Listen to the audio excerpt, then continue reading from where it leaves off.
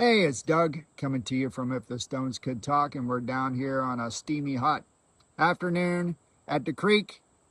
And me and Milo came across something interesting. Say hi, Milo. Milo. Hi, buddy. Hi. Oh, I wanted to show you this one here. See what y'all think about that.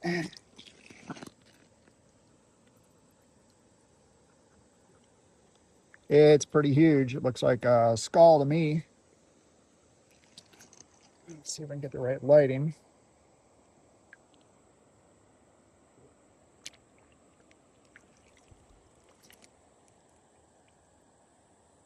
It's very unusual.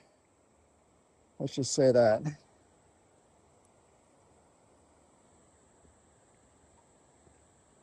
Looks like a laughing face. Evil spirit. Maybe being like a bull or a bear.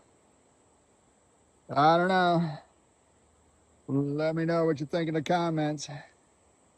God bless. Bye for now.